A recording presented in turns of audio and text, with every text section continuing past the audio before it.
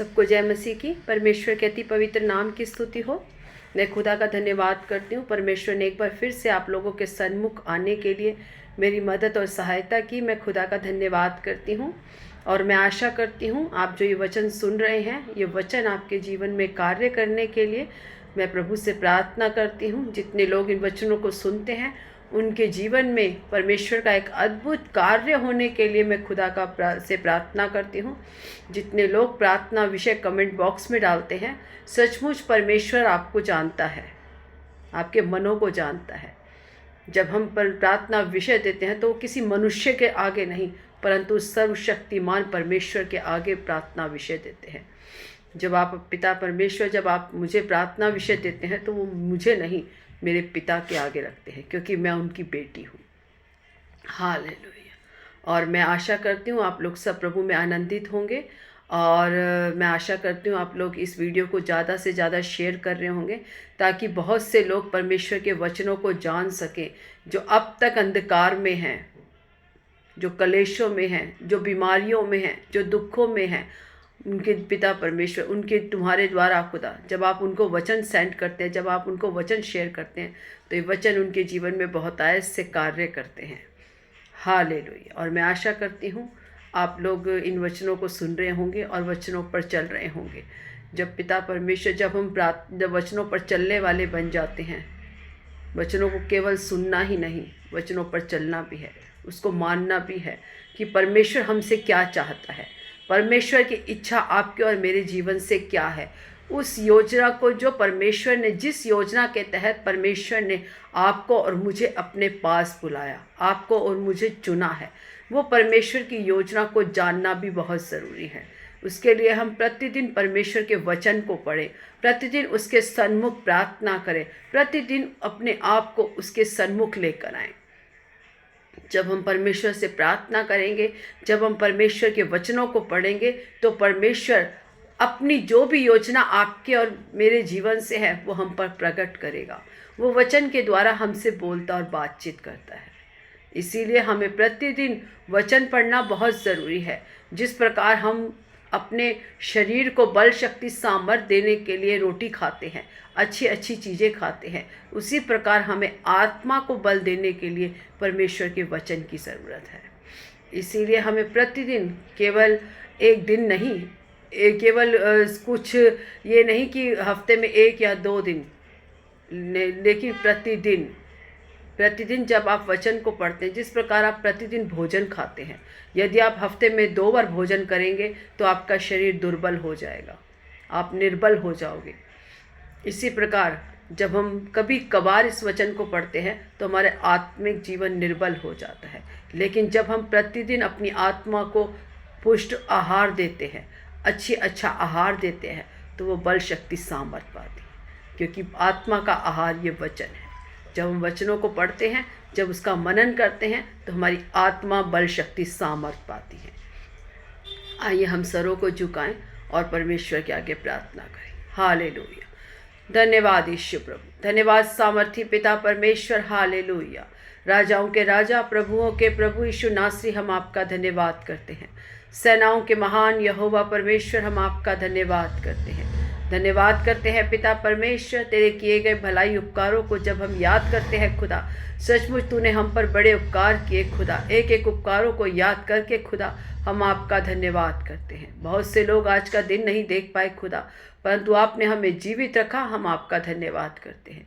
धन्यवाद करती हूँ परमेश्वर, जितने लोग इन वचनों को सुनते हैं खुदा, उनके जीवन में ये वचन बहुतायत से आशीष का कारण हो पिता परमेश्वर। आप हर एक प्रार्थना विषय को जानते हैं खुदा, और पिता परमेश्वर जितने प्रार्थना विषय खुदा लोग देते हैं पिता परमेश्वर, वो सब प्रार्थना विषय आपके सन्मुख लेकर आती हूँ खुदा। हर एक पर आप सुधि लेते हैं। मैं धन्यवाद करती हूँ पिता परमेश्वर, आपने हमारी प्रार्थना सुनी। धन्यवाद। आज के वचन की मनादी को आपके हाथों में सौंपती हूँ। आपने प्रार्थना सुनी, धन्यवाद। सारी आदर, महिमा, जलाल आपको देती हूँ। यीशु नासरी के मीठे सामर्थी जीवित नाम से मांगती हूँ। आमीन, आमीन, आमीन। प्रभु आप सबको आशीष दे। आइए आज हम वचन की मनादी के लिए लूका अध्याय 19, 8 से लेकर 10 तक। जक्कई ने खड़े होकर प्रभु से कहा, हे प्रभु, देख, मैं अपनी आधी संपत्ति कंगालों को देता हूँ, और यदि किसी का कुछ भी अन्याय करके ले लिया हो तो उसे चौगुना फेर देता हूँ। तब यीशु ने उससे कहा, आज इस घर में उद्धार आया है, इसीलिए कि यह भी अब्राहम का एक पुत्र है, क्योंकि मनुष्य का पुत्र खोए हुओं को ढूंढने और उनका उद्धार करने आया है। आमीन। हम इस कहानी को जानते हैं। हम जानते हैं जक्कई कैसा इंसान था। वो चुंगी लेने वाला, वो लोगों से जोर जबरन करके धन लेता था, ब्याज पे ब्याज, ब्याज पे ब्याज चढ़ा चढ़ा के लोगों को तंग करता था और उन्हें अत्याचार करता था। वो लोगों के को गलत तरीके से परेशान करता था, जबरदस्ती लोगों से धन लेता था, अन्याय करता था। लोग कितना दुखी होते थे जब वो लोगों से चुंगी मांगने जाता था। जो वो किसी पे अत्याचार करते थे तो वो लोग कितने परेशान होते थे। वो एक चुंगी लेने वाला था, और वो कोई छोटी मोटी पोस्ट पे नहीं था, अच्छी बड़ी पोस्ट पे था। लेकिन जब उसने देखा कि यरीहो से प्रवेश करके यीशु मसीह आ रहे हैं, तब उसके मन में एक इच्छा जागी, क्योंकि कहीं उसने सुना था कि यीशु मसीह लंगड़ों को चंगा कर रहे हैं, अंधे देख रहे हैं, बहरे सुन रहे हैं, मुर्दे जी रहे हैं। क्योंकि हम जब हमारे आसपास भी देखते हैं कि कोई चमत्कार या कोई ऐसा काम होता है, तो उसकी कहीं ना कहीं कोई बात हमारे कानों में भी पड़ती है। इसीलिए जक्कई जानता था कि यीशु मसीह कैसे अद्भुत अद्भुत काम कर रहे हैं। उन्होंने उसकी चर्चा उसके कानों में पड़ी थी, इसीलिए उनको देखने की एक चाह। हम देखते हैं कि वो बहुत छोटी हाइट का था, लेकिन तब भी उसने उस अपनी कमी को नज़रअंदाज करके परमेश्वर को देखने की चाह रखी।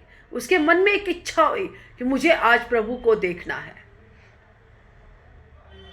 वो छोटी सी हाइट का, क्योंकि भीड़ बहुत थी और यीशु मसीह उसे दिख नहीं रहे थे। उसके मन में एक लालसा थी कि मैं प्रभु को देखना चाहता हूँ, प्रभु को देखना चाहता हूँ कि प्रभु कैसे दिखते हैं। एक अंदर लालसा होती थी उसके अंदर। इसीलिए वो गुलर के पेड़ पे चढ़ गया और यीशु मसीह को देखने लगा। जब परमेश्वर ने देखा कि इसने अपने नाटेपन को, अपनी कमी को छोड़कर मुझे देखने की चाह इसके मन में आई, तब परमेश्वर ने उससे कहा, जक्कई झट नीचे उतरा, क्योंकि उसने आपको और मुझे देखा। जिस दिन से परमेश्वर ने आपको और मुझे देखा, उस दिन से हमारी परिस्थिति बदल गई। जिस दिन से यीशु मसीह ने आप पर और मुझ पर दृष्टि डाली, उस दिन से हमारा जीवन बदल गया।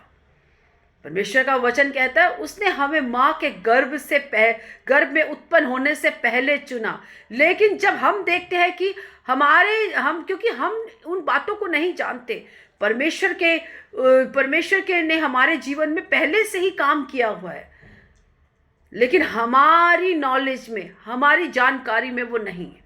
हम नहीं जानते थे। पहले 4 साल पहले मैं नहीं जानती थी कि यीशु मसीह करके कोई परमेश्वर भी है। परमेश्वर मुझे जानता था। परमेश्वर ने तो मुझे माँ के गर्भ में उत्पन्न होने से पहले मुझ पर चित्त लगाया। वो मुझे पहले से जानता था। लेकिन जब मैंने परमेश्वर को जाना,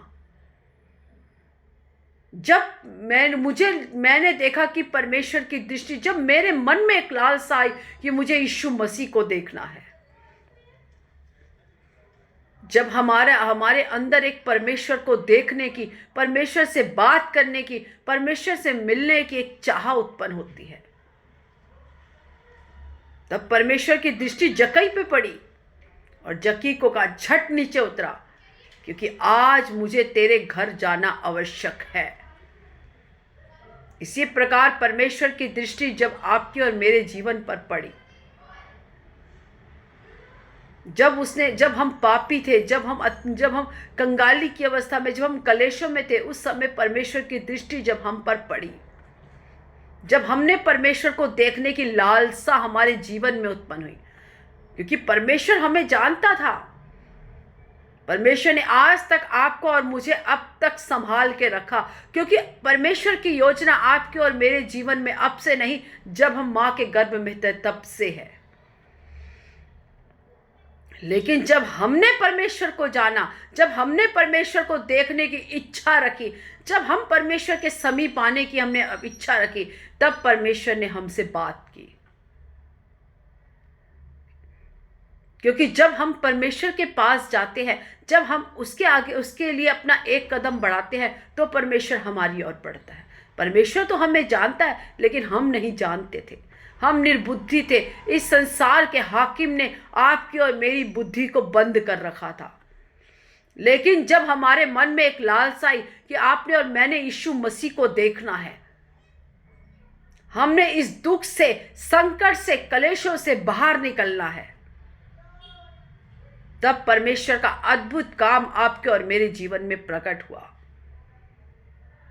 झट जकई गुलर की पेड़ से नीचे उतर गया और वो उसके घर जाने लगा। कई शास्त्री और फरीसियां उसके ऊपर उंगली उठाने लगे, देख ये पापी के घर जाता है। लेकिन उसको नहीं पता था कि परमेश्वर का पुत्र पापियों के लिए संसार में आया, क्योंकि उनकी भी बुद्धि को इस संसार के शैतान ने, इस संसार का हाकिम जो शैतान है, उसने बंद कर रखी थी। जो हम देखते हैं कि परमेश्वर जकई के घर जाता है और भोजन करता है। भोजन क्या? वचन। जब हम परमेश्वर के सन्मुख जाते हैं, ये परमेश्वर का भोजन है। जब हम वचन को पढ़ते हैं तो हम भोजन खाते हैं, आत्मिक भोजन खाते हैं।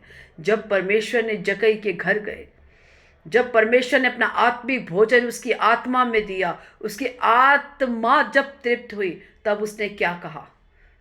जब उसने जाना, उसको बोध हुआ, क्योंकि जब हम यीशु मसीह में आते हैं, जब परमेश्वर को अपना उद्धारकर्ता ग्रहण करते हैं, तो हमें बोध होता है कि हम क्या क्या पाप करते हैं।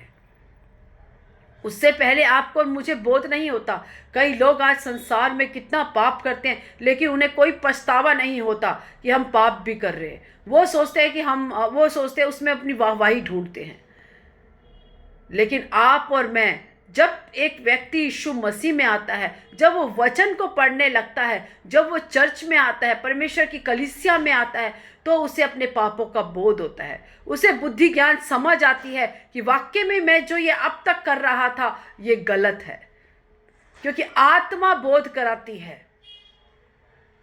जब परमेश्वर के साथ हम भोजन करते हैं, जब हम उसकी संगति करते हैं, जब परमेश्वर के वचन को पढ़ते हैं, तो वचन हमारे जीवन में काटता और छांटता है, क्योंकि वचन जीवित वचन है। जब हमारे हृदय में पड़ता है तो हमें काटता और छांटता है। किससे छांटता है? गंदगी से छांटता है। हमारे अंदर की गंदगी यीशु मसीह के नाम से सब बाहर निकल जाती है और हमारे अंदर अच्छी अच्छी चीज़ों को परमेश्वर भेजता है। हम हर एक उस वस्तु से घृणा करने लग जाते हैं जिससे हम कभी बहुत प्रेम करते थे। हम जब जो पाप से प्रेम करते थे, उसी चीज़ से परमेश्वर हमारे को एकदम से मोड़ देता है। हम उस चीज़ से गंदगी, हमें वो चीज़ें गंदी लगने लग जाती हैं, हमें वो संगति गंदी लगने लग जाती है, हमें वहाँ बैठना गंदा लगने लग जाता है, हमें वो बोलना गंदा लगने लग जाता है, हमें वो देखना गंदा लगने जाता है। क्यों? क्योंकि परमेश्वर का वचन हमें काटता और छांटता है।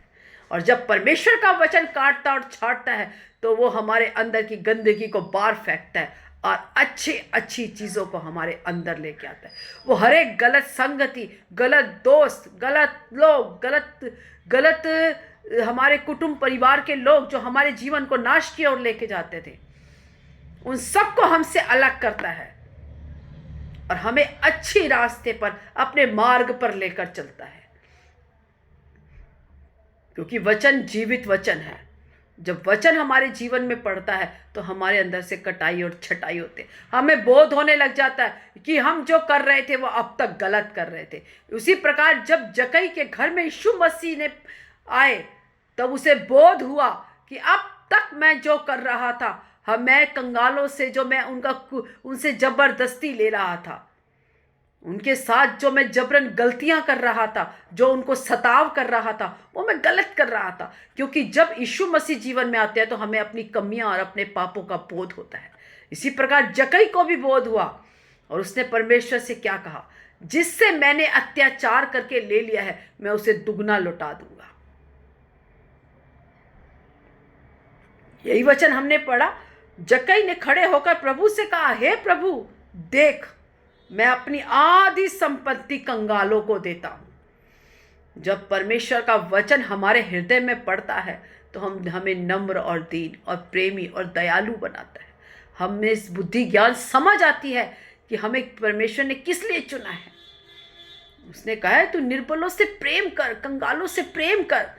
यदि तेरे पास 2 जोड़ी कुर्ते हैं तो तू किसी को दे दे। यदि हमारे अंदर प्रेम नहीं तो हम परमेश्वर के जन नहीं।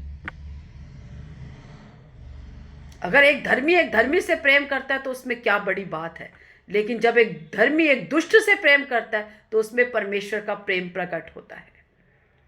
उसने कहा, मैं अपनी आधी संपत्ति कंगालों को दे दूंगा, और यदि किसी का कुछ भी अन्याय करके मैंने लिया है मैं उसे 4 गुना फेर दूंगा। दुगना भी नहीं, तिगुना भी नहीं, 4 गुना वापस कर दूंगा। क्योंकि वो जानता था कि मैंने किस तरीके से ये धन संपत्ति इकट्ठी की है, मैंने कैसे लोगों को पर अत्याचार करके इस धन संपत्ति को लिया है। उसका जीवन बदल गया, उसके जीवन में उद्धार आ गया। तो यीशु मसीह ने कहा, आज इस घर में उद्धार आया है, इसीलिए यह भी अब्राहम का पुत्र है। क्योंकि मनुष्य का पुत्र खोए हुओं को ढूंढने और उसका उद्धार करने आया है।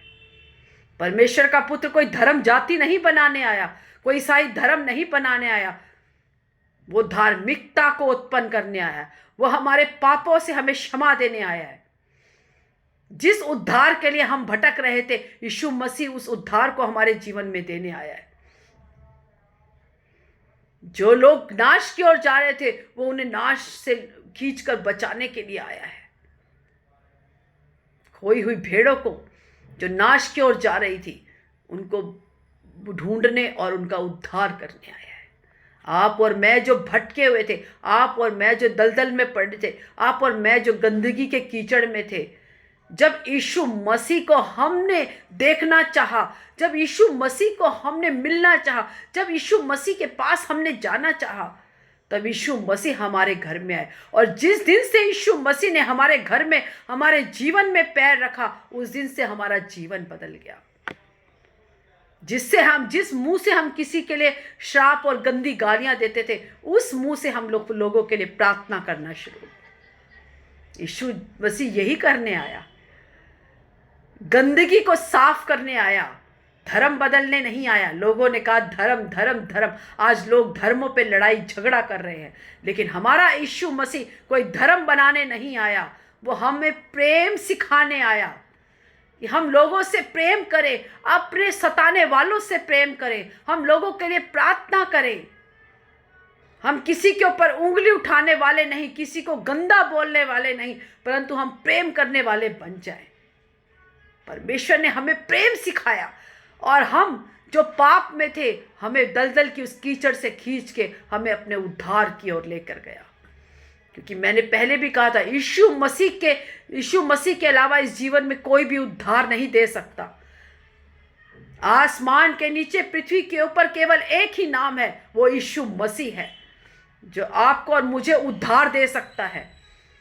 हमारे 4 धाम की यात्राओं के लिए नहीं, हमारे घुटनों को तोड़ने के लिए नहीं, हमारे कोई तावीज़ों को अपने घर में बांधने के लिए नहीं। इन चीज़ों से हमें उद्धार नहीं मिलता। केवल यीशु मसीह का नाम जो हमें, आपको और मुझे उद्धार दे सकता है। इस संसार में कोई दूसरा नाम नहीं जिसके द्वारा उद्धार है, केवल यीशु मसीह का नाम से उद्धार है। जो यीशु का नाम लेगा वो उद्धार पाएगा, जो यीशु का नाम लेगा वो अनंत जीवन पाएगा। इसीलिए परमेश्वर के वचन को और बांटो और फैलाओ। क्योंकि ये जो संसार नाश की ओर जा रहा है, केवल यीशु मसीह का वचन ही उन्हें उस नाश की से बाहर लेके आ सकता है। और कोई शक्ति नहीं, और कोई ताकत नहीं, और कोई कार्य नहीं जो हम इस संसार के लोगों को नाश के से बचा सके।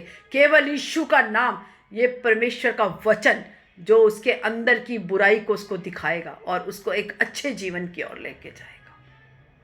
इसीलिए परमेश्वर के वचन में बने रहो, डर भय के साथ, और एक दूसरे से प्रेम करो, अपने सताने वालों से प्रेम करो। यदि आपके खिलाफ कोई खड़ा है, आप परमेश्वर से उसके लिए प्रार्थना करो कि खुदा, जैसे तूने मुझे बदला, मैं भी तो तेरे खिलाफ बोलता था लेकिन तूने मुझे बदला, इसी प्रकार खुदा तू उसको भी बदल, उसके जीवन में भी तेरा काम हो, ना कि उसके ऊपर उंगली और उसे गंदा बोलने के लिए, लेकिन उसके लिए प्रार्थना करने के लिए। आपके जीवन से परमेश्वर की झलक झलकनी चाहिए, आप यीशु के शिष्य दिखने चाहिए, आप लोगों से प्रेम करने वाले दिखने चाहिए, ना कि उनके ऊपर उंगली उठाने वाले।